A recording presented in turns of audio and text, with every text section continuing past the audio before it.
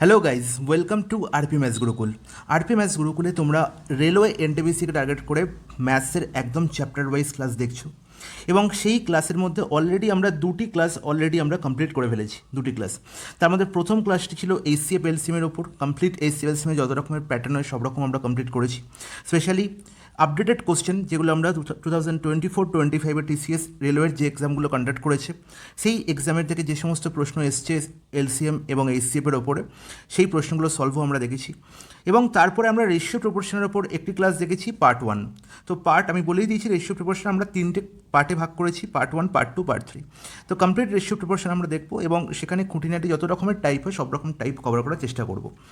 তো আজকে আমরা পার্ট 2 কভার করব। হ্যাঁ, অলরেডি আমাদের টেলিগ্রাম চ্যানেলে, আরপি ম্যাথস গুরুকুল টেলিগ্রাম চ্যানেলে যারা এখনও টেলিগ্রাম চ্যানেলে জয়েন করোনি তারা এক্ষুনি জয়েন করো। জাস্ট কিচ্ছু করতে হবে না, কে টাইপ করবে আরপি ম্যাথস গুরুকুল, তাহলে প্রথম যে চ্যানেলটি আসবে সেটি হচ্ছে আমাদের চ্যানেল আরপি ম্যাথস গুরুকুলের লোগো এখানে দেওয়া আছে। তো সেই চ্যানেলে তোমরা জয়েন করবে এবং সেখান থেকে তোমরা রেশিও প্রপোর্শন এবং এইচসিএফ এলসিএমের উপর কমপ্লিট নোটসটি কী করবে, পিডিএফ আকারে ডাউনলোড করে নেবে এবং সেখান থেকে প্র্যাকটিস করতে পারবে। এবং সেখানে আমরা ডেলি জিকে কুইজ, তার সঙ্গে আমাদের ডেলি কারেন্ট অ্যাফেয়ার্সও আমরা আপলোড করছি। আর ডেলি কারেন্ট অ্যাফেয়ার্স সঙ্গে সঙ্গে আমরা মান্থলি কারেন্ট অ্যাফেয়ার্সও প্রোভাইড করবো সম্পূর্ণ বাংলা ভাষায়, ঠিক আছে? এবং এর সঙ্গে আমাদের যেটা আসছে সেটা হচ্ছে আমাদের app.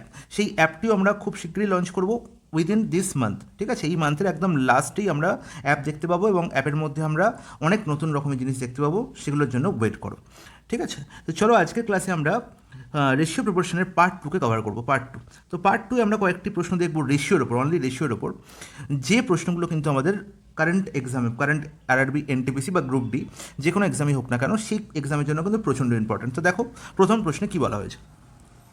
The monthly income of two friends, Anuj and Matthew, are in the ratio 5:7, and each of them saves 10,000 every month. If the ratio of their expenditure is 2:3, find the income of Anuj. ঠিক আছে? দেখো এই ধরনের প্রশ্ন আমরা দুই রকমভাবে আমরা কী করতে পারি, সলভ করতে পারি, ঠিক আছে? দেখো আমরা কী করবো না, এদের ইনকাম রেশিও দেওয়া আছে, খুব ভালো কথা। ইনকাম রেশিও কী দেওয়া আছে, কার না অনুজ অ্যান্ড ম্যাথিউয়ের। অনুজের ইনকাম কত বলা আছে বাবা, 5। ম্যাথিউর ইনকাম কত, 7। আর each of them 10,000 every month, তারা প্রত্যেকে কিন্তু 10,000 সেভ করে। আর এক্সপেন্ডিচার রেশিও বলা হয়েছে 2:3। এক্সপেন্ডিচার রেশিও কত বলা হয়েছে, 2:3, তাই তো? তাহলে ইনকাম থেকে এক্সপেন্ডিচার বিয়োগ করলেই আমরা কী পাই, সেভিংস পাই। বলবে হ্যাঁ একদম ঠিক। আমরা নির্ণয় করতে হবে নির্ণয় করতে হবে না, ইনকাম অফ অনুজ নির্ণয় করতে হবে। ওকে, আর বলা হয়েছে এরা দুজনেই কিন্তু 10,000 সেভ করছে। আচ্ছা এবার দেখো তো, 5 থেকে 2 বিয়োগ করলে কত হয়, 3 হয়। 7 থেকে 3 বিয়োগ করলে কত হয়, 4 হয়। তাহলে এরা যদি দুজনেই 10,000 সেভ করে থাকে, তাহলে এই 3 আর 4 এখানেও ইকুয়াল ভ্যালু আসা উচিত ছিল, কিন্তু এখানে তো ইকুয়াল ভ্যালু আসছে না। তাহলে কিছু তো একটা প্রবলেম আছে। তাহলে রেশিওতে এই ধরনের প্রশ্নের সলভ করার জন্য যেটা আমার মাথায় রাখতে হবে, যখন এই ডিফারেন্স সেম হবে, যখন এই ডিফারেন্সকে আমার সেম করতে হবে, 5 থেকে 2-এর ডিফারেন্স যা, 7 থেকে 3-এর ডিফারেন্স তাই নয়, যদি এটাকে সেম করতে হয় তাহলে আমাকে এটা করতে হবে, এদের ইন্ডিভিজুয়াল ডিফারেন্সের মধ্যে গল্প ভাবতে হবে। তার মানে কি, অনুজ আর ম্যাথিউয়ের ইনকামের মধ্যে ডিফারেন্স কত, দেখো 2। কত ডিফারেন্স, 2।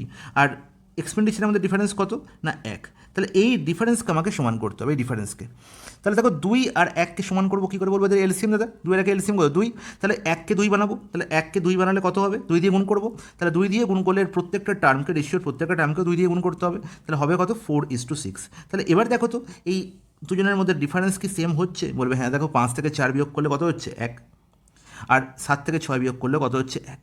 তাহলে এই 1-এর ভ্যালুই বলা হয়েছে কত, এই 1-এর ভ্যালু কত বলা হয়েছে, 10,000।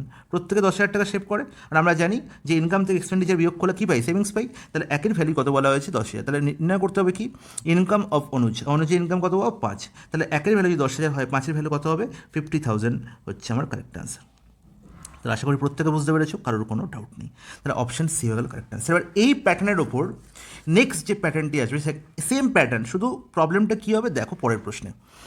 দেখো এই প্রশ্নের অ্যাপ্রোচ কী হবে, the ratio of the income of Seema and Darshan is 7:5। Income ratio বলা হয়েছে কার, সীমার এবং দর্শনের। ওকে, কত, 7:5। ওকে, এটা হচ্ছে আমাদের ইনকাম রেশিও। এবার কি বললো না, দে সেভস 12,000 অ্যান্ড 9,000 রেসপেক্টিভলি। তাহলে দেখো এই দুটো প্রশ্ন, আগের প্রশ্ন এবং এই প্রশ্নের মধ্যে পার্থক্য আমাকে বুঝতে হবে। আগের প্রশ্ন আমার কী ছিল, each of them saves rupees 10,000 every month. এদের দুজনকার সেভিংস ছিল সেম। ওকে, বাট এখানে সেভিংস কিন্তু আলাদা, এটাই হচ্ছে দুটো কোশ্চেনের মধ্যে ডিফারেন্স। ঠিক আছে, এখানে সেভিংস কত বলা হয়েছে গো? সীমার সেভিংস হচ্ছে 12,000 টাকা, আর দর্শনের সেভিংস হচ্ছে কত? 9,000। এবার কী বলা হলো? If the ratio of the expenses is 17:12, তাহলে এদের এক্সপেন্স রেশিও বলা হয়েছে 17:12। দেখো এই প্রশ্নের অ্যাপ্রোচ আমরা কীভাবে করবো? আমরা জানি যে ইনকাম থেকে এক্সপেন্ডিচার বিয়োগ করলে সেভিংস পাওয়া যায়, সিমিলারলি ইনকাম থেকে সেভিংস বিয়োগ করলেও আমরা এক্সপেন্ডিচার পাই, যেটা আমাদের মাথায় রাখতে হবে। ঠিক আছে, তাহলে এবার বলো আমাকে, সীমা যদি 7x ইনকাম করে আর দর্শন যদি 5x ইনকাম করে, তাহলে সীমার সেভিংস 12,000 টাকা হলে সীমার এক্সপেন্ডিচার কত? তুমি বলবে সীমার এক্সপেন্ডিচার হবে 7x - 12,000। ইজ নট ইট? বলবে হ্যাঁ একদম ঠিক। আর এখানে দর্শনের এক্সপেন্ডিচার কত হচ্ছে? 5x - 9,000। ঠিক আছে, তাহলে এবার বলো এই রেশিওটি বলা হয়েছে কত? 17:12, হ্যাঁ কি না? বলবে হ্যাঁ একদম ঠিক। ব্যাস, এখান থেকে আমরা কী করবো? খুব সহজেই আমরা এক্সের ভ্যালু বার করতে পারি। কী করে? দেখো, তাহলে আমরা সাধারণত এরকমভাবে গুণ করতে অভ্যস্ত যে 7x - 12,000 by 5x - 9,000 is equal two 17/12, তাই তো? তাহলে আবার এই যদি আমরা এরকমভাবে লিখি তাহলে কীভাবে করবো? দেখো 12কে এখানে গুণ করবো আর 17কে আমরা এখানে গুণ করবো, ব্যাস, আর কিছু ভাবতে হবে না। তাহলে 12 সাথে কত হচ্ছে? 84, আর 17 5 কত হচ্ছে? 85। তাহলে ডিফারেন্স কত হলো? এক্স, মানে 1x, তাই তো? 84 - 85 - 84 করলে কত হবে? 1 হবে, তাহলে এক্স হয়ে গেল। তাহলে এবার দেখো 12 হচ্ছে 144, আর 17 হচ্ছে কত? 153। তার মানে হচ্ছে 153, তার পেছনে 3টে শূন্য -144 রিপ্রেজেন্ট। এই হচ্ছে এক্সের ভ্যালু, এক লাইনে গল্প শেষ। এখান থেকে এক্সের ভ্যালু পাবো, 3টে শূন্য বসিয়ে দাও। আচ্ছা, এখানে একটা 4 আছে, তাই তো? 4 থেকে 13 হচ্ছে এখানে 9, আর হচ্ছে 9,000, তাই তো? তাহলে 9,000 হয়ে গেল আমার এক্সের ভ্যালু। 9,000 হয়ে গেল এক্সের ভ্যালু। মানে নির্ণয় করতে হবে কি? Then find the total expenditure of Seema and Darshan. তাহলে টোটাল এক্সপেন্ডিচার কত? 17x আর 12, টোটাল এক্সপেন্ডিচার নির্ণয় করতে বলেছে, তাই তো? হ্যাঁ কি না? হ্যাঁ একদম ঠিক। তাহলে 17x বলতে পারবো না, আমার তো এখানে ইনকাম ছিল 7x আর 5x। ওকে, তাহলে 7x + 5x মানে হচ্ছে 12x টোটাল ইনকাম, হ্যাঁ কি না? তাহলে 12 × 9 মানে হচ্ছে 108,000 হচ্ছে টোটাল ইনকাম, 108,000। আর এদের টোটাল সেভিংস কত হচ্ছে গো? না 12 আর 9 হচ্ছে 21,000, হ্যাঁ কি না? হ্যাঁ একদম ঠিক। তাহলে 108 থেকে যদি 21,000 বিয়োগ করে দিই তাহলে কত পড়ে থাকে? না 87,000। অপশান সি হবে আমার কারেক্ট আনসার। তাহলে বোঝা গেল, তার মানে টোটাল এক্সপেন্ডিচার নির্ণয় করতে বলেছে। আমি টোটাল ইনকাম কত পেলাম? না 7x + 5x, that is 12x।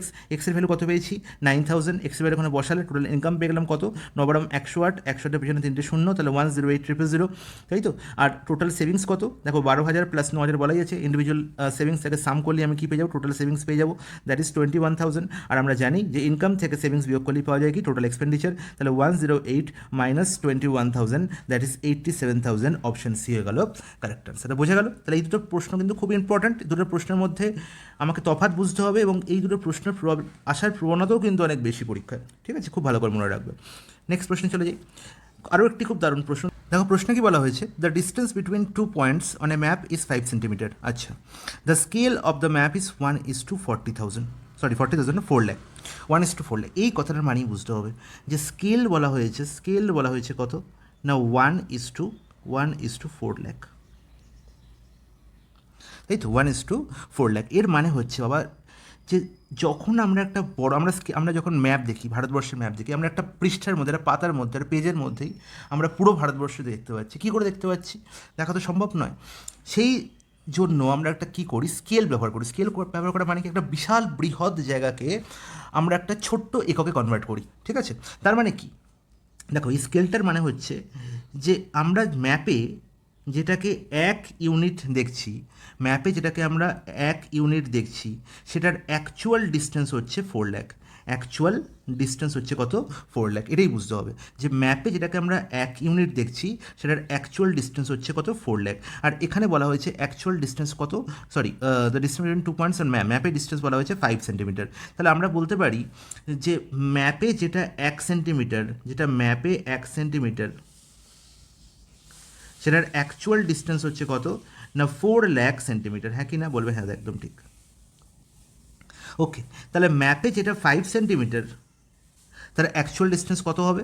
না এর সঙ্গে 5 গুণ, তাই তো? এটা আমি জাস্ট লিখলাম তোমাদের বোঝানোর জন্য। তোমরা ডাইরেক্ট কী করবে? এটাকে 5 গুণ করবে। ঠিক আছে, তাহলে এটাকে 5 গুণ করলে কী হবে?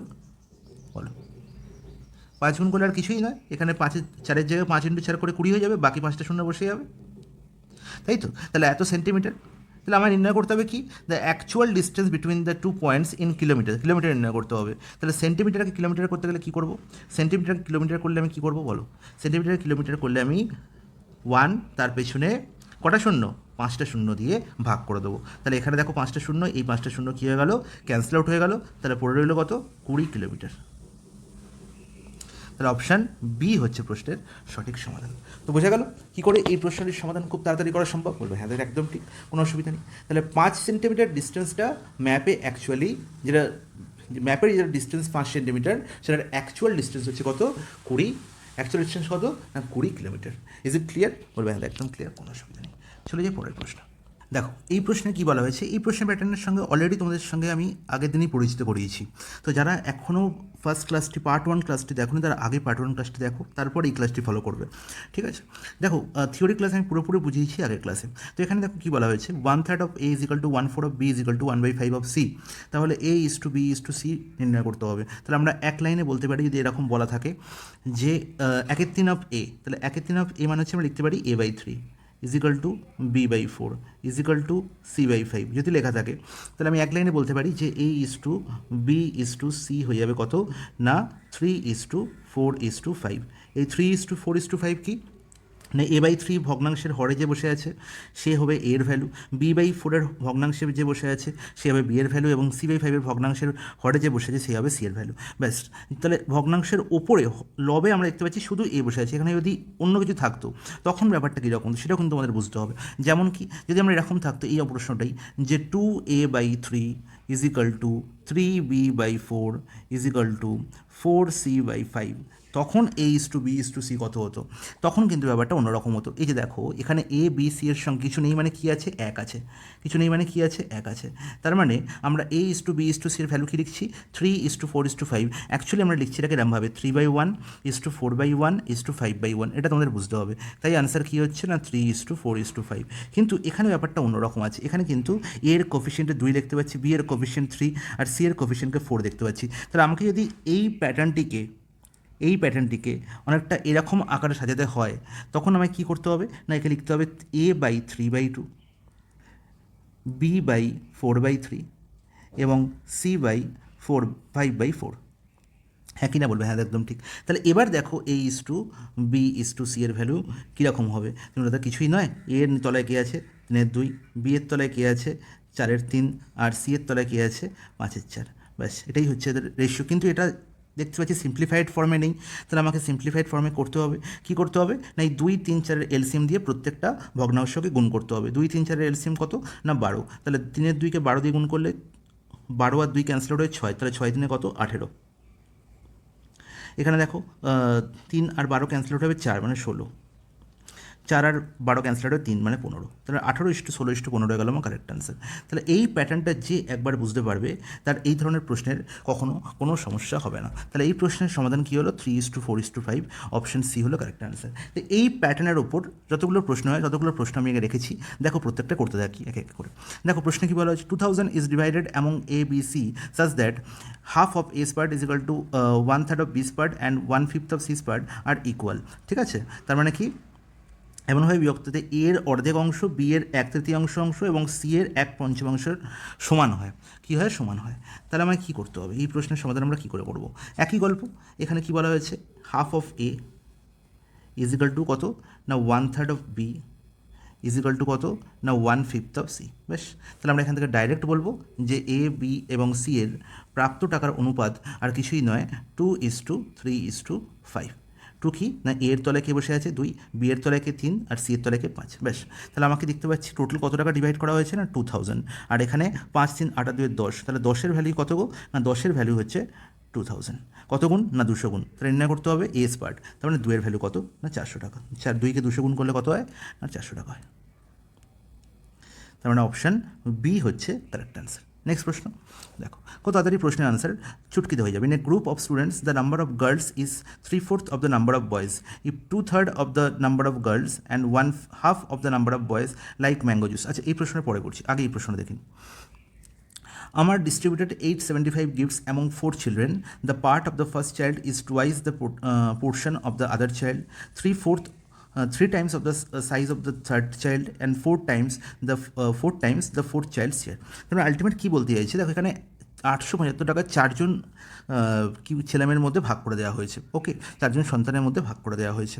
এখানে কী বলা হয়েছে, ফার্স্ট চাইল্ডকে যদি আমরা এ ধরে নিই, এটা ধরলাম এ, তাহলে ফার্স্ট চাইল্ডের যে শেয়ার সেটা হচ্ছে twice the portion of the other মানে হচ্ছে সেকেন্ড, এখানে হচ্ছে বি ধরলাম। ঠিক আছে, তাহলে এর শেয়ার বি এর শেয়ারের দুগুণ। ওকে, এবার কী বলা হলো, 3 times the size of the third, তার মানে হচ্ছে থার্ডকে আমরা সি ধরে নিই, থার্ড চাইল্ডকে আমরা সি ধরে নিই, তাহলে এর শেয়ারই আবার 3 times of the third child share, তার মানে কী বলতে পারি এ ইজ ইকাল টু 3CO বটে। এবার দেখো and 4 times the fourth child share, তাহলে ফোর্থ চাইল্ডের আমরা যদি ডি দিয়ে ডিনোট করি তাহলে আমরা বলতে পারবো যে ইজ ইকাল টু কত 4D। তার মানে প্রথম চাইল্ডের শেয়ার সঙ্গে প্রত্যেকটা চাইল্ডের শেয়ারের তুলনা করা হয়েছে। তাহলে এর শেয়ার হচ্ছে বি এর দুগুণ, এর শেয়ার হচ্ছে সি এর 3 গুণ এবং এর শেয়ার হচ্ছে ডি এর 4 গুণ। ওকে, তাহলে এখান থেকে আমরা ঠিক সেম প্যাটার্ন, এই প্যাটার্নই গল্প আছে, দেখো সেম প্যাটার্ন। ঠিক আছে, শুধু এখানে ভগ্নাংশ ছিল, এখানে ভগ্নাংশ নেই, তাহলে সেটার জন্যই বুঝিয়েছি আমি এই পার্টটি। দেখো এই পার্টটি এখানে যদি নিচে 3 4 5 এটাই না থাকতো তাহলে কী হতো না, আমরা কি লিখতাম, একে কি লিখতাম না এ 2A is equal two 3B is equal two 4C, এটাকে কি লিখতাম তখন এ বাই কী লিখতাম না 1/2, বি বাই 1/3, সি বাই 1/4। ঠিক সেম কনসেপ্ট এখানেও। দেখো a is equal to 2B is equal to 3C is equal to 4D, তাহলে এখান থেকে a is to b is to c is to d আমি নির্ণয় করতে পারবো। এর ভ্যালু কত বলবো নাকি, এর তলায় কিছু নেই মানে 1 আছে মানে 1 লিখলাম। বি এর তলায় দেখো কী আছে 2, এটাকে কী লিখতে পারি 2B/1, তাহলে বি এর তলায় আমি লিখতে পারি হাফ, তাহলে এখানে লিখবো কত হাফ। সি এর তলায় কী লিখবো 1/3, ডি এর তলায় কী লিখবো 1/4, ব্যাস গল্প শেষ। এবার এটাকে আমরা যদি সিম্পলিফাইড রেশিওতে ট্রান্সফার করতে পারি সেটাও খুব সহজে করতে পারি। কী করে করবো, 2 3 4 এলসিএম, 2 3 4 এলসিএম কত 12, সেম, তাহলে 12, 1কে 12 গুণ করলে 12, হাফ ইন্টু 12 করলে কত 6, আর 1/3 ইন্টু 12 গুণ করলে 4, আর 1/4 ইন্টু 12 গুণ করলে কত 3, ব্যাস। এবার আমরা দেখতে পাবো যে দেখো 12 6 4 3 এই প্রত্যেকটা কি আর সিম্পলিফাই করা যাচ্ছে না, সিম্পলিফাই করা যাচ্ছে না। তাহলে টোটাল সাম কত গো না 12 হচ্ছে 18, 18 আর 4 22, 25, তাহলে 25-এর ভ্যালু কত বলা হয়েছে না 875। 875 নির্ণয় করতে হবে কি না first child, so the sum of the total gifts received by the first and the second child, এখানে গিফট শেয়ার হবে, শেয়ার। ওকে, তাহলে প্রথম আর দ্বিতীয় চাইল্ড মানে হচ্ছে 12 + 16, 18-এর ভ্যালু আমাকে নির্ণয় করতে হবে। তাহলে 25-এর ভ্যালু তো 875 হয়, 18-এর ভ্যালু কত কী করবো 875/25 ইন্টু 18। ঠিক আছে, কাটাকুটি করতে পারি অথবা দেখতে পারি এখানে পুরোপুরি, এখানে কোনো পয়েন্ট ফ্র্যাকশনে আনসার নেই, পুরোপুরি আনসার আসবে, মানে 25 পুরোপুরি কাটাকুটি যাবে। তার মানে যেটা আনসার বেরোবে সে হচ্ছে 18 গুণিতক, আর 18 গুণিতক মানে 9-এর গুণিতক তো অবশ্যই। তাহলে 610 কি 9 দিয়ে ভাগ যায় না, কখনোই ভাগ যায় না। 620 কি 9 দিয়ে ভাগ যায় না, 640 না, 630 একমাত্র অপশান যেটি 9 দিয়ে পুরোপুরি ভাগ যাচ্ছে। তাহলে 630 হবে কারেক্ট আনসার, গুণ বিয়োগ যোগ ভাগ করার কোনো প্রয়োজন নেই। ওকে গাইস, বোঝা গেল। এবার দেখো এই প্রশ্নটি আমি আরেকটা উপায় বলি, যে যখন আমরা এই পদ্ধতি শিখে গেছি যে 1:1/2 1/3 এটা আমরা বুঝে গেছি, তাহলে এই পার্টটি না লিখে আমরা এই স্টেপটি না লিখে কি ডাইরেক্ট এই স্টেপটি লিখতে পারি? ডাইরেক্ট কি এই স্টেপটি লিখতে পারি? বলবো হ্যাঁ অবশ্যই লিখতে পারি, সেটাও বলেছেন। কী করে করবো দেখো, যখন আমরা এর গল্প ভাবছি তখন আমরা কি করব না এর কোফিশিয়েন্টগুলোকে বাদ দিয়ে বাকি সবকটা কোফিশিয়েন্টের গুণ করলে কত হয় 4 3 12 2 24। ওকে, বিকে বাদ দিয়ে বাকি প্রত্যেকটার কোফিশিয়েন্ট গুণ কত 1 3 4 12। সিকে বাদ দিয়ে বাকি তিনজনকার কোফিশিয়েন্ট গুণ, সিকে বাদ দিয়ে কত হচ্ছে বাকি তিনজনকার কোফিশিয়েন্ট কত বলে ফেলো না 2 × 1 × 4 মানে হচ্ছে 8। আর ডিকে বাদ দিয়ে বাকি প্রত্যেকের কোএফিসিয়েন্টের গুণ মানে 3 দুগুণে কত 6। ব্যাস দেখো, এবার দেখো এই প্রত্যেকের মধ্যে কি দেখতে পাচ্ছি 2 কমন, যে 2 হচ্ছে এখানে কমন ফ্যাক্টর লুকিয়ে আছে। তাহলে 2কে বাদ দিয়ে দাও, তাহলে 2 দিয়ে ভাগ করলে কত 12, 2কে দিয়ে 12কে ভাগ করলে 6, 2কে 8কে ভাগ করলে 4, আর 2কে 6 দিয়ে ভাগ করলে কত 3। তাহলে দেখো ডাইরেক্ট আমরা এটাই পেলাম, হ্যাঁ কি না? তোমরা যদি এটা নিয়ে কাজ করতে তাও আনসার আসতো। ঠিক আছে, তো ডাইরেক্ট আমরা এখন এই রেশিওতে কনভার্ট, একদম সিম্পলিফাইড রেশিওতে কনভার্ট করতে পারি। ডাইরেক্ট আমরা সিম্পলিফাইড রেশিওতে আমরা কনভার্ট করতে পারি, কোনো অসুবিধা হবে না। ওকে গাইস, বা এটাকেও আমরা এরমভাবে না ভেবে এরমভাবেও ভাবতে পারতাম যে ডাইরেক্ট যদি আমরা এই পার্টটাও না এনে যদি আমরা একদম সিম্পলিফাইড এটাই আনতে চাইতাম তখন কী করতাম সেটাও আমরা করতে পারতাম। সব রকম উপায়ই আছে। ঠিক আছে, তো উপায় বার করার জন্য নিজের মধ্যে যে বেসিক আইডিয়াটা সেটাকে ঠিক করতে হবে। তাহলে 2 3 4 6 এর এলসিএম কত 12, তাহলে 12 দিয়ে আমি যদি 1কে ভাগ করি 12ই হবে, এর কোফিশিয়েন্ট কত 1, তো কিছু নেই মানে, তাহলে 12/1 কত 12, 12/2 কত 6, 12/3 কত 4, 12/4 কত 3। ব্যাস দেখো ডাইরেক্ট আনসার বেরোলো, ডাইরেক্ট বেরোলো তো একই। বলবে হ্যাঁ একদম ডাইরেক্ট বেরিয়ে গেছে। তাহলে এখন আর এই ধরনের প্যাটার্ন থাকলে আমি ডাইরেক্ট এবিসিডির ভ্যালু নির্ণয় করতে আমার কোনো অসুবিধা হওয়া উচিত নয়, কোনো অসুবিধা হওয়া উচিত নয়। বলবে হ্যাঁ একদম ঠিক। চলে যাই পরের প্রশ্ন। Krishna has a few coins of 1 rupee, 50 paisa and 20 paisa in the ratio of 1/4, 1/2 is to 1/2. If the number of 25 paisa coin is 100, then the total amount of with Krishna is. খুব ভালো কথা। তাহলে দেখতে পাচ্ছি কৃষ্ণের কাছে কিছু পরিমাণ কয়েন আছে কিছু ডিনোমিনেশনের, ঠিক আছে। কী কী ডিনোমিনেশন আছে? 1 টাকার ডিনোমিনেশন, ঠিক আছে, 50 পয়সা ডিনোমিনেশন আর 25 পয়সা ডিনোমিনেশন। ওকে, কোনো ব্যাপার না, ঠিক আছে। বলা হয়েছে ইন দ্য রেশিও, ওকে আচ্ছা, তাহলে বলা হয়েছে কি না 1 টাকার কয়েন আর 50 পয়সার কয়েন আর 25 পয়সার কয়েনের রেশিও বলা হয়েছে কত না 1/4 ইস টু 1/2 ইস টু কত না 1/2। তাহলে এবার বলো আমাকে যে এই রেশিওটাকে আমি সিম্পলিফাইড রেশিওতে ট্রান্সফার করতে পারি? অবশ্যই পারি। আমার এলসিএম কত? 4 দিয়ে প্রত্যেকটা রেশিওকে গুণ করে দেবো। তাহলে এখানে কত 1:2:2 হয়ে গেল সিম্পলিফাইড রেশিও। নির্ণয় করতে হবে কি দ্য নাম্বার অফ 25 পয়সা কয়েন ইজ 200 কত 100। তাহলে 25 পয়সা কয়েন মানে 2-এর ভ্যালু কত বলা হয়েছে গো 100। কত গুণ? এখানে 50 গুণ। তাহলে এখানেও কত হবে 100টা আর এখানে কতগুলো হবে 50টা। তাহলে পেয়ে গেলাম। তাহলে আলটিমেট দেখতে পাচ্ছি যে আমার কাছে 1 টাকার কয়েন কতগুলো আছে? এটা ₹1, ঠিক আছে। 1 টাকার কয়েন দেখতে পাচ্ছি 50টা আছে। তাহলে 1 টাকার কয়েন 50টা, তাহলে এর ভ্যালু কত হবে? তাহলে আমাকে ভ্যালু নির্ণয় করতে হবে, টোটাল ভ্যালু নির্ণয় করতে হবে। টোটাল অ্যামাউন্ট কত আছে? তাহলে ভ্যালু কত হবে? 50 × 1 50। মনে রাখবো যখন এগুলো সব একটা টাকা আছে বাকিগুলো পয়সা আছে, আইদার আমি পুরোটা পয়সায় করবো নাহলে পুরোটা টাকায় করবো। তাহলে আমি এখানে 1 দেখতে পাচ্ছি 1 টাকা, আর 50 পয়সাকে যদি আমি টাকায় রূপান্তরিত করে কী বলবো? 50/100 মানে হচ্ছে হাফ টাকা, আর 25 পয়সা মানে 1/4 টাকা, তাই তো? তাহলে আলটিমেট 100 × হাফ করলে কত হবে? 50 টাকা, আর 100 × 1/4 করলে কত হবে? 25 টাকা। তাহলে টোটাল অ্যামাউন্ট কত আছে? 50 50 100 + 25 125 টাকা আছে। কার কাছে? না কৃষ্ণের কাছে। অপশান সি হয়ে গেল প্রশ্নের সঠিক সমাধান। তাহলে বোঝা গেল গাইজ, কয়েনের ওপর বেসড এই আগের প্রশ্নটি যেটা সলভ করলাম আর এই প্রশ্নটির মধ্যে দুটো আলাদা প্যাটার্ন। এই প্যাটার্নটা তোমাদের বুঝতে হবে। প্যাটার্নটা আগের প্রশ্নের প্যাটার্ন কী ছিল না, সেখানে আমরা দেখলাম যে নাম্বার অফ কয়েন্স আমাকে দেওয়া হয়েছে এবং তার রেশিও বলা হয়েছে। ডিনোমিনেশন বলা হয়েছে কি 1 টাকার কয়েন, 50 পয়সা কয়েন, 25 পয়সা কয়েন, কিন্তু তাদের কি না নাম্বারের রেশিও বলা হয়েছে, কতগুলো করে সেই কয়েন আছে তার রেশিও, এবং তার সঙ্গে আমরা নির্ণয় করতে হবে টোটাল অ্যামাউন্ট কত আছে। তাহলে আইদার আমাকে টোটাল অ্যামাউন্ট থেকে নাম্বার আসতে হবে, নাম্বার অফ কয়েন, অথবা নাম্বার অফ কয়েন থেকে টোটাল অ্যামাউন্টে যেতে হবে। তাহলে এই দুই রোটেশনে এই ধরনের প্রশ্নের সমাধান করতে হয়, ঠিক আছে। এই দুটো পার্ট হয়। তাহলে আগের প্রশ্নে আমরা কী দেখলাম না নাম্বার অফ কয়েন আমাকে দেওয়া ছিল, টোটাল অ্যামাউন্ট আমাকে নির্ণয় করতে হয়েছিল। এখানে টোটাল অ্যামাউন্ট দেওয়া থাকবে, সেখান থেকে নাম্বার অফ কয়েনে আসতে হবে। তাহলে দেখো প্রশ্নের সমাধান কীভাবে করবো। আমরা কি জানি না এখানে দেওয়া আছে যে কী কী ডিনোমিনেশনের আমার এখানে পয়সা আছে। বলা হয়েছে 1 টাকার আছে 1 রুপি, 50 পয়সা আছে, 25 পয়সা আছে। তা আমরা কি বলেছি না সব কটাকে একই ইউনিটে লিখবো, আইদার সব কটা টাকায় লিখবো নাহলে সব কটা পয়সায় লিখবো। তো আমি টাকা দিয়ে প্রেফার করবো। কারণ কি দেখো, কারণ এখানে টোটাল অ্যামাউন্টও টাকায় দেওয়া আছে, ঠিক আছে। আমি সেটাকে পয়সায় করতে পারি, কিন্তু কী দরকার সাম অফ 1 রুপি। তাহলে আমার 1 টাকার কয়েন আছে, 50 পয়সার কয়েন আছে। 50 পয়সাকে আমরা কি লিখতে পারি? হাফ টাকা। আর 25 পয়সাকে আমরা কি লিখতে পারি? 1/4 টাকা। তাহলে এই হচ্ছে আমার ডিনোমিনেশন, ঠিক আছে। এবার দেখতে পাচ্ছি না এদের নাম্বার রেশিও বলে their number are in the ratio proportion 3:4:5। তার মানে 1 টাকার কয়েন 3টে আছে, হাফ টাকার কয়েন 4টে আছে, এবং 1/4 মানে 50 পয়সার বা 25 পয়সা কয়েন আছে 5টা। তাহলে আমরা এবার জানি যে যদি 1 টাকার কয়েন 3টে থাকে তাহলে টোটাল ভ্যালু বা অ্যামাউন্ট কত হচ্ছে, আমাকে অ্যামাউন্ট নির্ণয় করতে হবে। টোটাল অ্যামাউন্ট কত হচ্ছে এদের গুণফল, তাহলে 1 × 3 করলে কত 3 টাকা, হাফ × 4 মানে হচ্ছে 2 টাকা, আর 1/4 × 5 তার মানে কত 5/4 টাকা। আচ্ছা 5/4কে আমরা কি লিখতে পারি? 1/4 বা 1.25। তাহলে এটাকে আমরা পয়েন্ট ফ্র্যাকশনে ট্রান্সফার করে নিতে পারি। তাহলে 5/4কে আমরা কি লিখতে পারি? 1/1 আর 1/4 মানে হচ্ছে 0.25, তার মানে 1.25। তাহলে এই হচ্ছে আমার টোটাল টাকা। টোটাল টাকা যোগ করে দাও, 3 + 2 + 1 মানে 6, 6.25। হ্যাঁ কি না বলবে? হ্যাঁ। তাহলে আমার ঝুলিতে যদি 6 টাকা 25 পয়সা থাকে বা 6.25 টাকা থাকে, তার মধ্যে 1 টাকার কয়েনের ভ্যালু হচ্ছে 3 টাকা, 50 পয়সার কয়েনের ভ্যালু হচ্ছে 2 টাকা, এবং 25 পয়সার কয়েনের ভ্যালু হচ্ছে 1 টাকা 25 পয়সা। বলা হয়েছে অঙ্কে যে টোটাল অ্যামাউন্ট আমার যেটা ব্যাগে আছে সেটা হচ্ছে 93.75। তার মানে এরই ভ্যালু কত না 93.75। ইজ নট ইট? বলবে হ্যাঁ একদম ঠিক।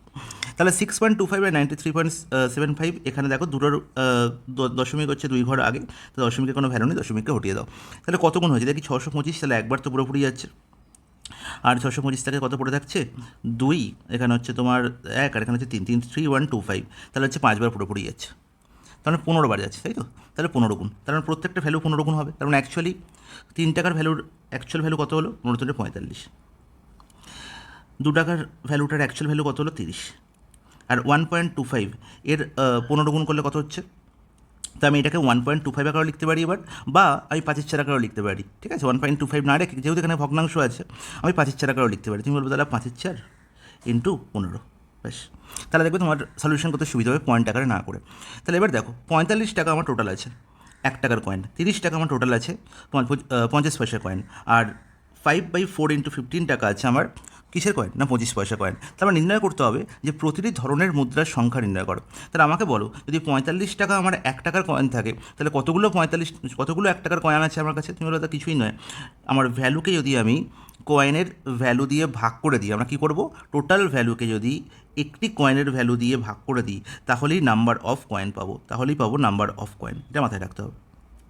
ওকে, বলবে হ্যাঁ একদম ঠিক। তাহলে 45/1, 45/1 করলে আমরা কী পাবো, 45ই পাবো। তাহলে 45টা আমার 1 টাকার কয়েন আছে, হয়ে গেল, গল্প শেষ।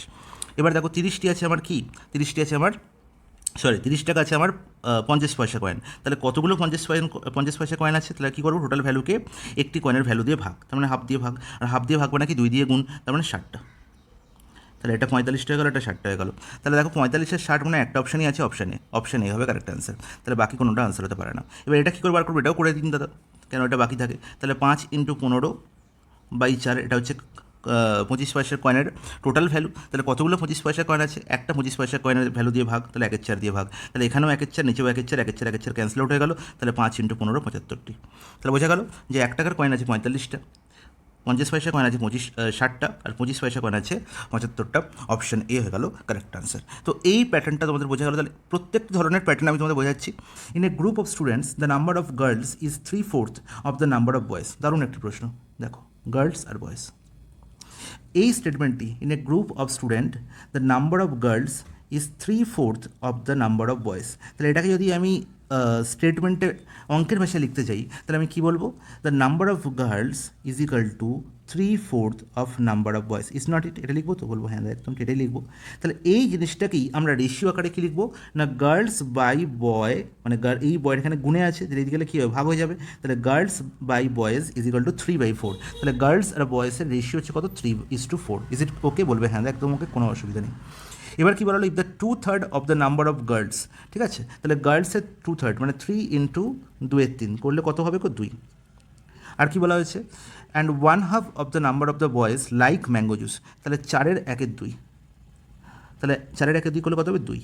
তার মানে কি, গার্লসের মধ্যে দুজন এবং গার্লসের মধ্যে দুজন এবং বয়েজের মধ্যে দুজন কী করে, না ম্যাঙ্গো ট্রি লাইক করে। ওকে, এবার কি বলা হয়েছে, then what fraction of the total number of girls and boys like mango juice. তাহলে total number of girls and boys, তাহলে total number of girls and boys কত গো, না 3 + 4 7। তাহলে এই 7 জনের মধ্যে ম্যাঙ্গো ট্রি ঠিক কতজন গার্লস আর বয় লাইক করছে, না 2 + 2 4 জন। তাহলে এই ভাষাটাকে, এই যে 7 জনের মধ্যে 4 জন, 7 জনের মধ্যে 4 জন, একে ফ্র্যাকশনে লিখতে হয় এরমভাবে 4/7। তার মানে টোটাল স্টুডেন্টদের মধ্যে বা টোটাল গার্লস এবং বয়েজদের মধ্যে 4 জন গার্লস এবং বয়েজ আমি কী দেখতে পাচ্ছি, ম্যাঙ্গো ট্রি লাইক করছে। যদি বলতো টোটাল গার্লস অ্যান্ড বয়েজদের মধ্যে কতজন গার্লস ম্যাঙ্গো ট্রি লাইক করছে, আমি বলবো কি 2/7। আমি বলতাম যদি টোটাল গার্লস অ্যান্ড বয়েজদের মধ্যে কতজন বয়েজ ম্যাঙ্গো ট্রি লাইক করছে, আমি কী আনসার হতো, 2/7। ঠিক আছে, একই আনসার। তো বোঝা গেল। তা আশা করি এই ধরনের প্রশ্নের এলে আর কোনো রকমভাবে তোমাদের কোনো অসুবিধা বা প্রবলেম ফেস করতে হবে না আনসার করতে। অপশন বি হয়ে গেল কারেক্ট আনসার। তো নেক্সট প্রশ্নে চলে যাই। দেখো এই প্রশ্নে আমরা দেখতে পাচ্ছি এটি একটি অতি ইম্পর্টেন্ট প্রশ্ন। প্রশ্নে বলা হয়েছে, initially Ram had 4 with him and Shyam had 7 with him. প্রাথমিকভাবে রামের কাছে 4 টাকা এবং শ্যামের কাছে 7 টাকা ছিল। খুব ভালো কথা। তাহলে রাম আর শ্যামই হচ্ছে পিকচারে আছে। রামের কাছে আছে 7 টাকা, আর রামের কাছে আছে 4 টাকা, আর শ্যামের কাছে আছে 7 টাকা। ইজ নট ইট, বলবে হ্যাঁ দাদা একদম ঠিক।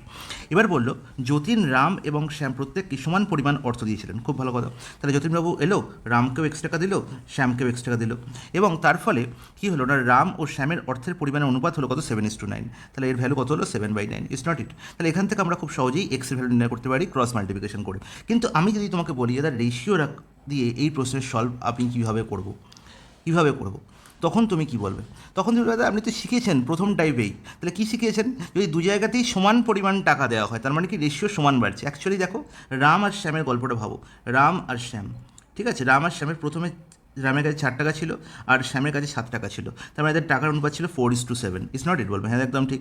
এবার কিছু পরিমাণ টাকা দুজনকে একই পরিমাণ টাকা, সেম পরিমাণ টাকা দেওয়াতে সেই রেশিও হয়েছে 7:9, সেই রেশিও হচ্ছে 7:9, তার মানে রামেরও 4 থেকে 7 হয়েছে আর শ্যামের হয়েছে 7 থেকে 9। তাহলে এই দুটি ডিফারেন্স সেম হওয়া উচিত, যেহেতু সমান পরিমাণ টাকা দিয়েছি, কারণ এখানেও এক্স টাকা দিয়েছি আর এখানেও এক্স টাকা দিয়েছি, হ্যাঁ কি না? তাহলে দেখতে হবে 4 থেকে 7 3 হচ্ছে, 7 থেকে 9 কত হচ্ছে? 2 হচ্ছে, তাহলে সমান তো হচ্ছে না। তাহলে আমি বলেছি যে এই ভ্যালু সমান তখন হবে যখন এদের মিডিলের গ্যাপ সমান হবে, যখন এদের ইন্ডিভিজুয়াল গ্যাপ সমান হবে। এই গ্যাপকে সমান করলে তবেই কিন্তু আমি এই ভ্যালুটিকে সমান করতে পারবো। তাহলে এবার দেখি তাহলে মিডিলের গ্যাপ কী আছে? 4 থেকে 7 হয়েছে 3 আর 7 থেকে 9 হয়েছে এখানে 2, তাহলে 3 আর 2কে সমান করতে আমাকে কী করতে হবে? এলসিএম করতে হবে। 6 হচ্ছে এলসিএম, তাহলে 3কে 2 দিয়ে গুণ করো, 3কে 2 দিয়ে গুণ করা মানে রেশিওর প্রত্যেকটা টার্মকে 2 দিয়ে গুণ করা, তাহলে 4কে 2 দিয়ে গুণ, 7কে 2 দিয়ে গুণ, হয়ে গেল কত? 8 আর 14, হ্যাঁ কি না? বলবে হ্যাঁ একদম ঠিক। সিমিলারলি এখানে 2কে কী দিয়ে গুণ করলে 6 হবে? 3 দিয়ে গুণ করলে, তাহলে রেশিওর প্রত্যেকটা টার্মকে 3 দিয়ে গুণ করো, 7কে 3 দিয়ে গুণ, 9কে 3 দিয়ে গুণ, 7কে 3 দিয়ে গুণ করলে কত? 21, 9কে 3 দিয়ে গুণ করলে কত? 27। তাহলে এবার দেখো তো 8 থেকে 21 হচ্ছে কত? 13 বেড়েছে, আর 14 থেকে 27 হয়েছে, তাহলে কত বেড়ে? 13 বেড়েছে। তাহলে দেখো প্রত্যেকটা ভ্যালু কি সমান হলো? বলবে হ্যাঁ একদম সমান হয়েছে, আর কোনো অসুবিধা নেই। তার মানে বলতে পারি যে রাম এবং শ্যামকে যতীনবাবু 13 টাকা করে দিয়েছেন, হ্যাঁ কি না? বলবে না দাদা একদম নয়, এটা তো হতেই পারে না। কী করে হতে পারে? এখানে 13 ইউনিট হচ্ছে, আপনি 13 টাকা কী করে বলছেন? একদম ঠিক। তাহলে আমাকে বুঝতে হবে কোথা থেকে, আমার একটা তো ভ্যালু থাকতে হবে। ভ্যালু তো আছে, কি ভ্যালু? এই যে রামের কাছে 4 টাকা আর শ্যামের কাছে 7 টাকা, এটাই তোমার ভ্যালু দেওয়া হয়েছে। তাহলে যেটার ভ্যালু 4 টাকা অ্যাকচুয়ালি, সেটা আমি প্রশ্নে ধরেছি 8, সেটা আমি প্রশ্নে কত করেছি? 8। যেটার ভ্যালু 7 অ্যাকচুয়ালি, সেটা আমি প্রশ্নে করেছি 14, ঠিক আছে? তাহলে এখান থেকেই আমাকে ভ্যালু পেয়ে যাবো। তাহলে 8-এর ভ্যালু বলা হয়েছে কত? না 4, আর 14-এর ভ্যালু কত বলা হয়েছে? 7। তাহলে আমি যে কোনো একটা ধরেই ভাবতে পারি। তাহলে 8 যেটা আমি রেশিওতে ধরেছি সেটার অ্যাকচুয়াল ভ্যালু 4 টাকা, সেটার অ্যাকচুয়াল ভ্যালু কত? 4 টাকা। তার মানে কত ভাগ? 2 ভাগ। তাহলে 13কেও আমায় কী করতে হবে? 2 ভাগ করতে হবে, আর 13কে 2 ভাগ করলে কত হয়? 6.5। কত টাকা বাবা? 6.5 টাকা। তার মানে আমি বুঝে গেলাম যে যতীনবাবু এসে রাম এবং শ্যামকে 6 টাকা 50 পয়সা দিয়েছেন এবং তার জন্য তাদের টাকার অনুপাত 7:9 হয়েছে। তাহলে বোঝা গেল অতি একটি important, very very important concept, ঠিক আছে? স্বর্ণাক্ষরে লিখে রাখবে, ঠিক আছে? তাহলে প্রথম যে কনসেপ্টটি বলেছিলাম সেই কনসেপ্টকে কাজে লাগিয়ে কী করে এই ধরনের প্রশ্ন সলভ করতে হয় সেটা তোমাদের দেখালাম। তাহলে 10টি প্রশ্নে আমি সলভ দেখালাম, অত্যন্ত ইম্পর্টেন্ট 10টি প্রশ্ন, ঠিক আছে? তাহলে এই 10টি প্রশ্ন সলভ করার পর নেক্সট ক্লাসে আরও 10টি প্রশ্ন আমি 20টি প্রশ্ন সলভ করিয়ে দেবো। আজকের ক্লাসটা আমি এখানে শেষ করলাম, কারণ কয়েকটি ইম্পর্টেন্ট কনসেপ্ট বুঝিয়েছি যেগুলো তোমাদের আত্মস্থকে করতে হবে, তারপরে পরের ক্লাসটা দেখতে হবে, ঠিক আছে? তো চলো নেক্সট ক্লাসের অবশ্যই আমাদের টেলিগ্রাম চ্যানেলে জয়েন করতে ভুলবে না, কারণ সেখানে আমরা ডেলি বেসিসে তোমাদের জন্য কারেন্ট অ্যাফেয়ার্স দিচ্ছি, যেগুলো তোমাদের আরআরবি, এনটিপিসি কেন আপকামিং যে কোনো এক্সামের জন্য খুবই ইম্পর্ট্যান্ট। কারেন্ট অ্যাফেয়ার্স তোমাদের এমনভাবে পড়ানো হবে যে তোমরা কারেন্ট অ্যাফেয়ার্স ভুলতেও পারবে না, ঠিক আছে? চাইলেও ভুলতে পারবে না। এবং শীঘ্রই আমাদের অ্যাপে তোমাদের এই কারেন্ট অ্যাফেয়ার্সগুলোই অ্যাজ এ মক তোমাদের প্রোভাইড করা হবে। তোমরা কী করবে না, কারেন্ট অ্যাফেয়ার্স পড়ার পরে তোমরা আবার মকের মাধ্যমে সেই কারেন্ট অ্যাফেয়ার্সগুলোকে ঝালাই করে নিতে পারবে, ঠিক আছে? কীভাবে স্মৃতি রোমন্থন করতে হয় সেটাই তোমাদের শেখাবো, ঠিক আছে? তো চলো আজকের ক্লাস এখানে শেষ করলাম, ঠিক আছে? পরের দিন দেখা হবে, আর অবশ্যই চ্যানেলটিকে সাবস্ক্রাইব করবে।